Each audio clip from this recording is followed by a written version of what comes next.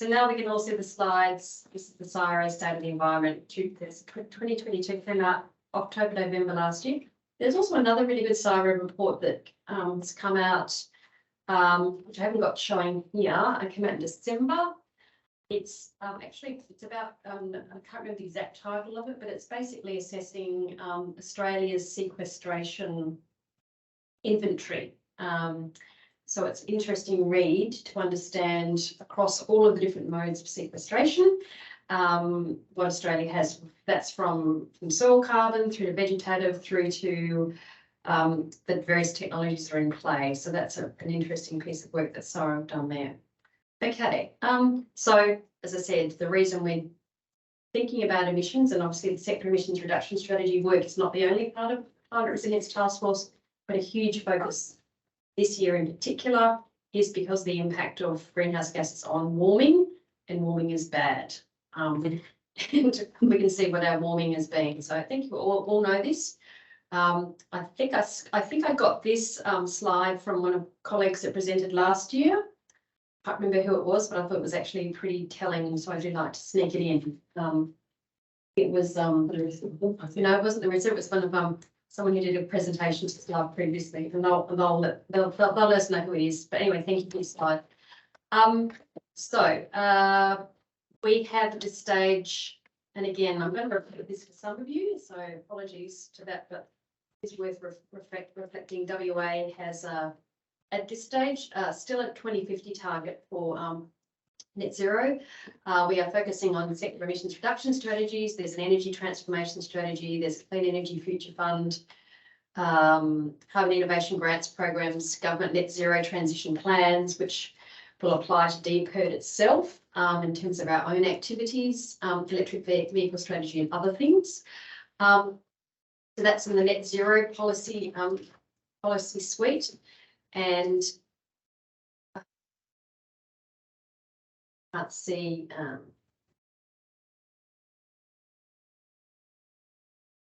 Then we've got on the climate resilience policy suite, and that's really the two streams of policy work. There's a climate adaptation strategy, and I'll come back to that a bit more. There's investment in water infrastructure.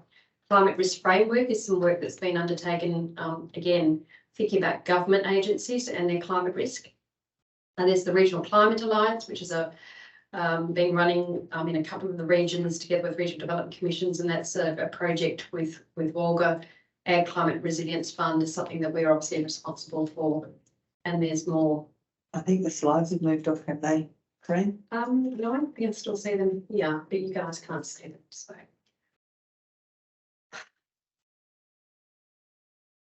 Okay, so, and this is the overall framework for government. It's mitigation on one side, adaptation on the other, and then things which cross over in the middle.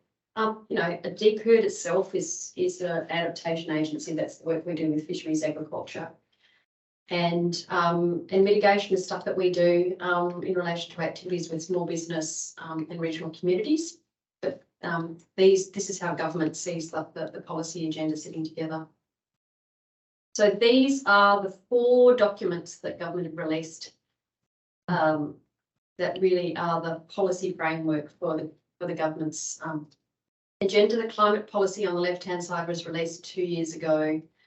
That's the overarching climate policy document, and the DPIRD under that document has responsibility for a range of different things. And initiatives. The Canning Carbon Neutral Research Station is an initiative that's mentioned in there. The bioeconomic strategy that DPIRD is leading under the guidance of Joanne and team. The work that we're doing in relation to carbon farming is also mentioned in there. Climate Change Risk Management Guide that was released this time last year, that relates to government activities. We've been briefed and we've had a couple of briefings from our colleagues at TWER. That's going to be increasing area of activity. Each government agency, no matter whether they're big emitter or small emitter, is required to understand what their emissions are and then work to a strategy to reduce them. We've all got to do our bit, in other words, as well as think about what our climate adaptation plan is. And shaping Western Australia's low carbon future. So that was released a little over 12 months ago, and that sets out the sector emissions reduction framework. And agriculture is one of those sectors which is nominated specifically for that stream of work, and Mandy Kerrine is leading that for DPIRD. There are other sector emission reduction strategies underway: transport, electricity, heavy industries and waste. And DPIRD also has a role to understand the policy impacts of those, both on agriculture and fisheries and regional communities. So there's a lot of work in that SIRS space. And then the final document on the right-hand side came out late last year. It's called Climate Resilience WA. And that actually outlines the framework for the adaptation strategy. And that'll be a separate stream of work that'll kick off probably mid through this year and will go for the next 2 years. And DPIRD will be the lead agency and will be required to work with other government agencies and industries to deliver an adaptation, sector adaptation plan for primary industries. That includes agriculture, food and fisheries. And again, there'll be a range of those adaptation strategies to be undertaken by various agencies, and we will need to understand the impacts of those on our regions.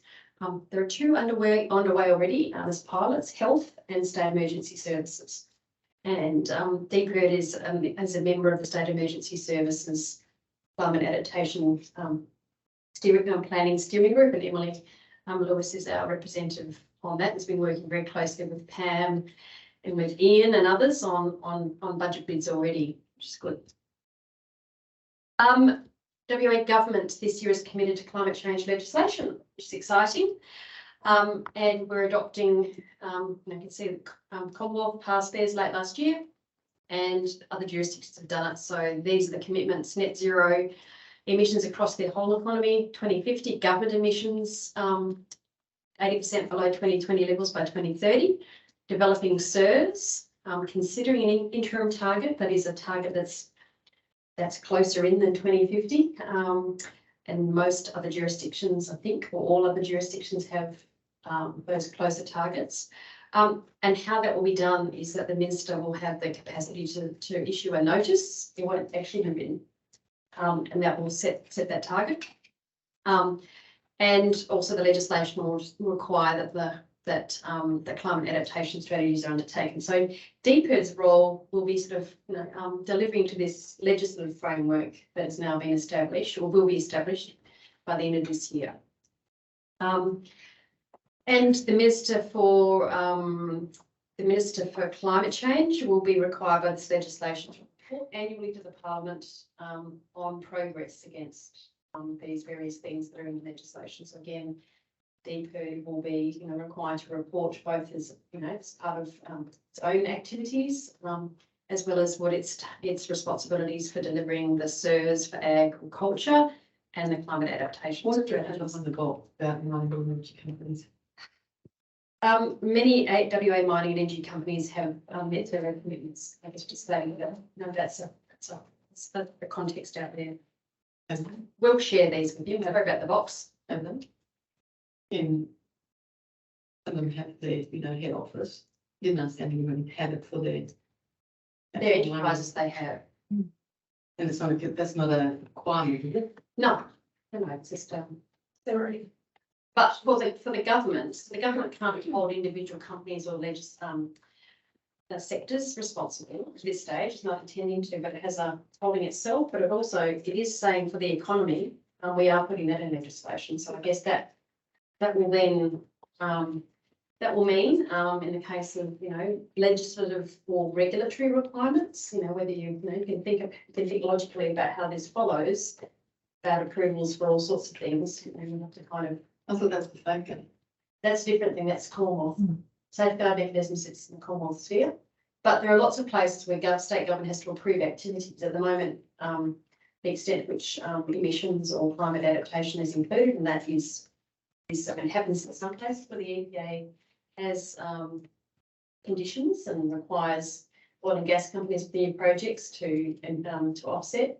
And that's as new things come forward, but there will be, I suspect that will happen more and more.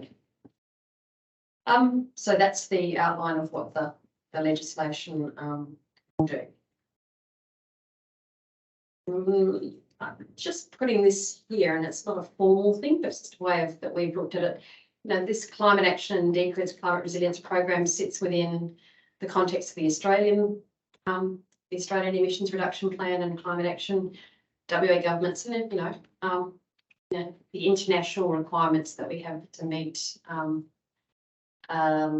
against various frameworks, and that there's lots sitting out there. Lee, our Minister for Agriculture and Food, Honourable Jackie Jarvis, will be a member of the Ministerial Taskforce for Climate Action. That's been in operation for 18 months. Minister McTiernan, as Minister for Agriculture, Food and Regional Development, was previously a member. There's an oversight group, the POG, which the DG sits on, and then there's a senior officers group, SOG, which is what I sit on as the lead. That's at the highest level, and that's sort of replicated across the SIRS. Will replicate across the adaptation strategies. Long story short, lots of oversight and governance in this space, and getting more. And it looks about like that.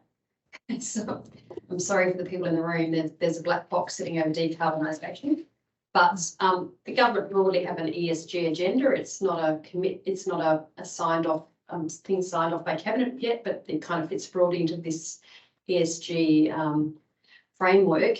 Climate action is a commitment from cabinet. Decarbonisation of the electricity system is a commitment from government, and that there are then processes that sit sort of underneath those that we've got to report through to.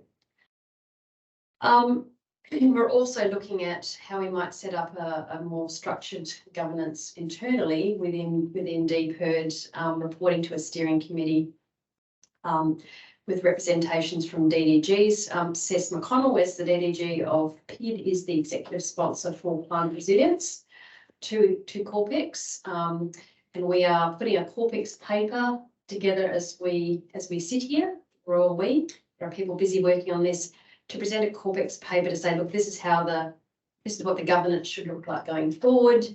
And here are the key theme or work areas that we have, and this is what the structure should look like. So that's underway.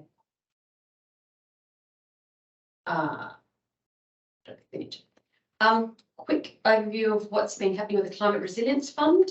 That was an election commitment by the government two years ago. It's been used to fund some projects for future drought fund leverage of the rangelands revitalisation project, which is undertaken by led by Kerrine Falconer, and sitting in our livestock area, working in the southern rangelands, water smart dams and farms. Richard George leads that, and that's a project together with UWA and the Grove Alliance.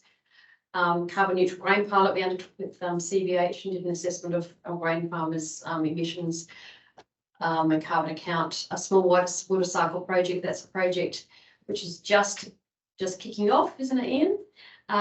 That's actually working with our colleagues at Murdoch University, who are doing downscaled climate modelling, and we're looking to see what the impact of putting trees and vegetation into the landscape, actually what difference it makes for local temperatures and local rainfall, and there's a whole heap of other task force activities around about $4 million worth. We got approval late last year for some additional science capability to be funded by the Climate Resilience Fund, and it's called the Carbon Science Unit. We've got we're putting on some development officers and some science people will be coming online in the next, as soon as we can do the recruitment process. And we funded things like development of new economic models, bioeconomic models, with the economics team up on level 6. And there's been really some interesting publications of this new model evaluates, which takes whole farm modelling, but also sequestration options and emissions options and carbon price options, and some case studies. So 2 years ago, DPIRD created Corpex created the task force, and about 5 FTEs were provided in kind, and over time, each part of the department's contributed more or less in that part, and we're seeking to get an extension of that commitment. And we've been quite successful in pulling together through budget bids through the whole of government approach to get additional resources, particularly around the Canning carbon neutral research project, as you can see, led by Mandy, and the Ag Sirs area. We have budget bids sitting with government currently, and many of you on this call and around the table have contributed, and thank you. When we've put out the call to say help, DPIRD and Treasury have asked us for a bunch of ideas in short notice, and they're sitting in sort of two pipelines. We were successful, as I said, last year, getting 4.2 million for Canning and 1.5 for Ag Sirs, and that's helped fund some really great modellers that have started with us, the department. And Jenny's sitting behind us here doing some amazing modelling in the land use change area. The SIRS projects, they will be considered when we finish the SIRS strategy and announced at the end of the year. We also have budget bids sitting with government worth about 33 million, which are about how we might in the adaptation space. Keep in mind the adaptation plan hasn't actually started yet.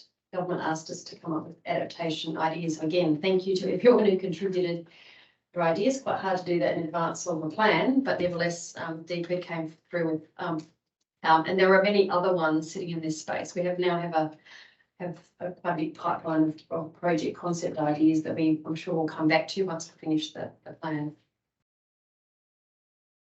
So these are the deliverables that we've got to, when government look in this space, they want us to, we've got the whole of government SIRS document will be completed by the end of the year. So there won't be a separate document for agriculture and a separate document for transport. Government will release one sector emissions reduction strategy book, and it will have different chapters, and agriculture will be a chapter, land use sequestration will be another chapter.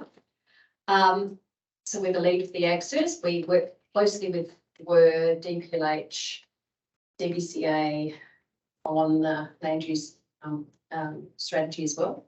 And we have to provide, as I said before, feedback on all of the other SIRS and their regional impacts or impacts on other industries. And we have a chance to look at further budget bids. The whole of government climate adaptation plan will be a similar sort of exercise by, I think, November 24, so a year after that. And we've got to lead the primary industries one and provide feedbacks on the other climate adaptation plans.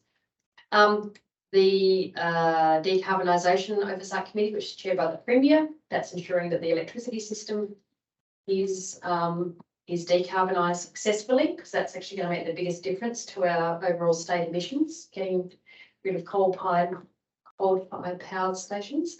DPIRD aren't, the RDCs aren't involved in that process, but that will have an impact at some stage, and we need to understand what the impact of that is.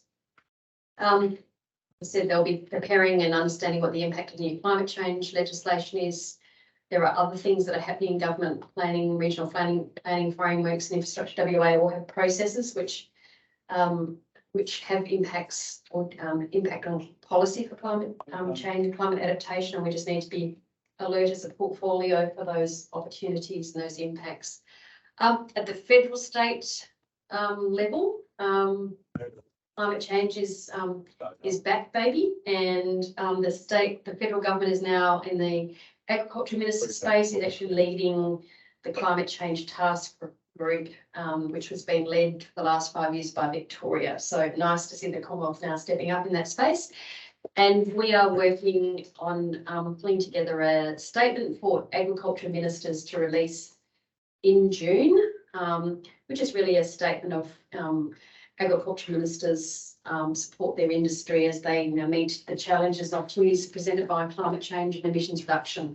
To some extent, nothing extraordinary, but the fact that it's not been able to be articulated and released is probably the that's the opportunity that we need to sort of move beyond. And then there's work, and we've also then started to engage with Department Premier and Cabinet, who haven't been active in this space, because this whole of government approach has been led by our colleagues at DPIRD, and DPC are now starting to move into this space and asking for our opinion and feedback on things, because the Commonwealth are now thinking about this stuff. So whole heap more policy activity in that federal-state relations area. And as I flagged before, DPIRD has got its own job to do in terms of its own emissions, adaptation planning.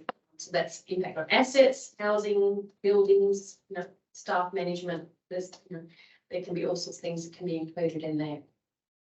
And then even other things like the WA agriculture collaboration, other entities we're involved with, like WOBSI and WOMSI, through our fisheries and NRM team. We're very much thinking about research plans and research projects that fit in this space. So we're putting together a paper for Corpex March, so that's soon. It's be finished tomorrow. So we've got key contacts from each pillar that are representing all of the theme areas. I think that slide's missing, Jane. Our kind of overarching. Ah, there it is. the kind of the important one. And really what we're presenting to Corpex, and this is kind of the summary of a whole heap of consultations that we've had internally of what the task force or program will look like up until then, June 2025. Sort of 8 theme areas, and essentially there'll be someone leading each one of those 8 theme areas. So this is a program, it's not an org structure, it does go across the department, and it is colour coded. In fact, I have to apologise to Paula, we haven't got a colour, and you can't see it here. It's covered by the black box, but we haven't got a separate colour for strategy and coordination. I realised that was an oversight, so I thought purple would be nice. But anyway, number 1 is emissions reduction, mitigation and sequestration, led by Mandy Kerrine, and that work's already underway. Adaptation, that relates to the theme that talks about the adaptation strategy stuff, but also picks up, so a lot of our business as usual work that we do in our farming systems area, all our work we do in biosecurity, response and management, and adoption, practice and change. That we don't actually have a lead for that role at this moment, and that will be we'll go through an internal recruitment process for that. Carbon economy, that's currently led by Kerry House and the team. We've got to make a couple of changes to those tiles there for some further feedback from Kerry today. But that includes the bioeconomics, bioenergy strategies, the carbon policy. It also picks up Aboriginal economic business development, natural capital accounting. As you can see, the things are across pillar, and that's very much because it's across DPIRD corporate climate readiness. That's our task for ourselves, but also impacts on emergency management. Again, that should be coloured into biosecurity colours. And we don't have currently a lead for that nominated yet, but we expect we'll have one by the end of the week. Decarbonisation of regions, so that's understanding the impact of all of those things on regions, whether that's SIRS, adaptation, decarbonisation of SMEs. So that's currently led by both James Shaddick and Christy Tonkin. James is the acting regional policy director, and Christy is in her role as the the Regional Development Commission's wider policy person. Number 7, markets and investments. Tamitha Newsom from Food and Trade is the nominated lead for that. And then, in the food and trade area, investment is increasingly conscious of market signals that are being set around investable projects. And investable businesses have to demonstrate their carbon neutrality or some such characteristics. Food and supply chains, there's a lot of work to be done in that space, and market access increasingly become really an important thing. And then finally, number 8, theme led, that's led by Emily Lewis. That's actually the work of kind of the policy work, the budget work, project management work, the reporting. There's a lot of stuff in there that just to kind of keep this thing moving. And because there is quite a lot of government policy work, it's not to be underestimated. So that's the kind of what the shape of it looks like. So there's had some further feedback this morning on some changes to climate science. Oh, sorry, I forgot climate science. That should be climate resilience science, not climate science, because then Ian Foster thinks, geez, I didn't know I was leading something. That should be climate resilience science. Just important to note that there's the R&D is the collaboration, which is the program that's coming out of the research collaboration led by Kim Brooks-Bank, but it's, you know, it's the modelling, it's the fisheries climate resilience program that's been talked about. You know, there is obviously a science angle and the whole climate science area. Has anyone got any questions on this one? When you look to each of those individual tiles, they're not all equal. Because biosecurity response management, that's, if you lift that one up, you know, that's the whole biosecurity division sitting under there, because you know, biosecurity is absolutely impacted in response to climate change and adaptation.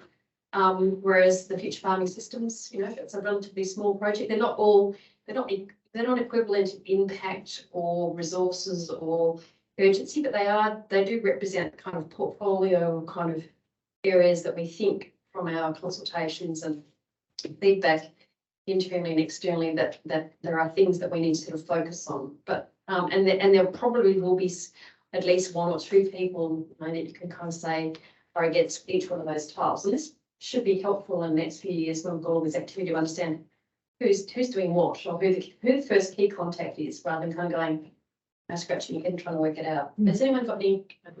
So who's the green under carbon economy? What's that green colour relate to? IED. Right. Anyone online? Sorry, I've just been chatting at you. Without drawing breath. Oh,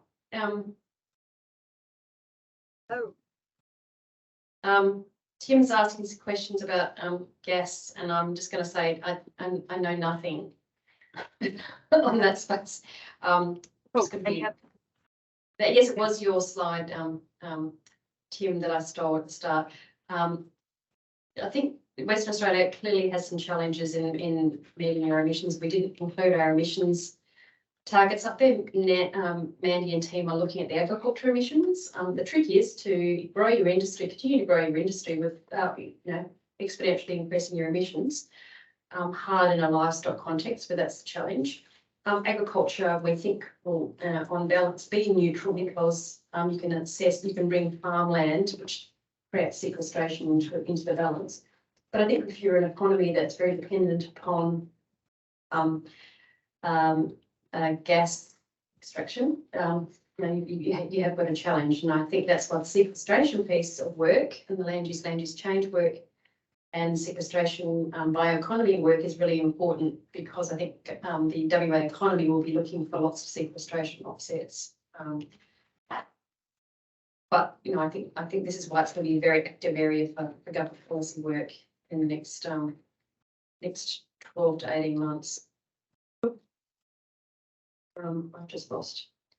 Sorry, I've just got some. Having an org chart version of this. Kim, would you like to? No, it's not an org chart. So what do you mean by that? This is a program. Yeah, no, Kim, what I mean, said to be an org chart version of this. Do you want to? Can you speak up and tell me what that is? Yes, what I mean is you've mentioned people's names against some of these tiles, but it would be nice to see how the climate resilience program, which is emerging for the task force, actually fits together in terms of people's names. Whatever you say, I'm sure it's good. So you want to know who the people are. So it's got what the titles are. Is he looking for the names, actual names, so that if he wants to contact? If you're looking for the names, yes. So there will be a version of this that will have the leads across, and I think we've done a rough version of who the people are, but I think we need to do some further consultations with each one of the leads. I think check that people are comfortable with that. I think what he also means is that it doesn't sit alone, and it doesn't have a leader and like branch leads of each section. It's not a section. It's not a whole chart. No, it's not it's not a section. It's functions within DPIRD. I think that's what he might have been getting at. So I mean, where it sits, I mean, it doesn't sit completely disconnected to the DPIRD organisation. So the lead, which is sort of sitting to the top, does plug into at the moment. So that's my role, and it plugs into PIRD as the lead. But it is a program of activity. Some of the staff sit in PIRD Some of them don't. Some of them are spending all their time on this and totally funded, such as theme 1 and theme 2, and in theme 3. But in theme 7, in terms of Tamitha's work, this was part of what she does in AFT, but there are lots of other things she does as well, and it's not, and of course, you know, that, so I think it's a bit of a blend, but that's why it's a program approach, it's not an all chart. There are all chart elements, and as a member of the group, Kim, I'm sure you've seen versions of it. So, And ask the whole of the years. so we'll put names to boxes as best we can. I think the next step will be to we've had our first meeting of the 1 to 8 today, the senior officers group, just to kind of get some further feedback whether we've got need to make any further changes to the description, and we got the box split. So we've had some further feedback. So this will be updated slightly. And then the version that will go to Corpex will be a clean version like this, but then there'll be another version that has here are the leads. I don't think we'll fully fill out the next layer Corpex, but I think that'll be a job for the steering group for the senior officers group. Ed Howe, to what degree will the rebotted program drive DPIRD's business planning, rebooted program? Well, Corpex is sitting down to do strategic planning shortly.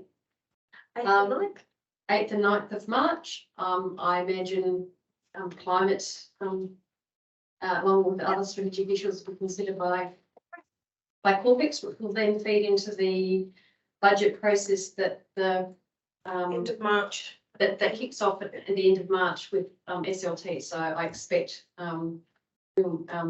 so I think that will happen.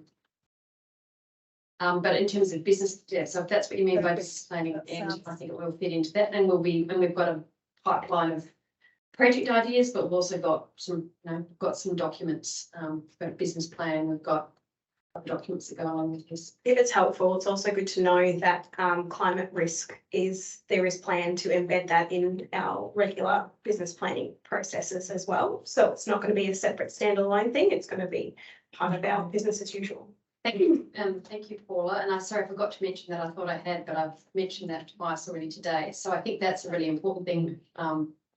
That yes, as part of that strategic risk register that Corpex have, that becomes something that sits there as part of. It's not a standalone thing. I think it's a really important point. Oh, that's a thank you. Is there anything else? Any questions from anyone in the room? Comments?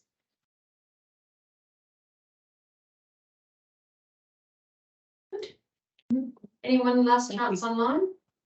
Maybe says because they can't talk, kill the presentation so you can see the chat if people are saying it. Put the chat here, so I'm looking at it. Okay. Who's you and your reference? Oh, that will be revealed next week. So I'm off on long service leave in about an hour and a half's time. So I just want to be told to thank everyone who's been part of work over the last 2 years. There's been an awful lot of people, so I don't want to single too many people out, but I will single out a few because I couldn't do the job without them. Emily Lewis, who's been doing the project management job and trying to keep me organised and keep all of this ship-shaped. There's a lot of stuff that happens behind the scenes in this.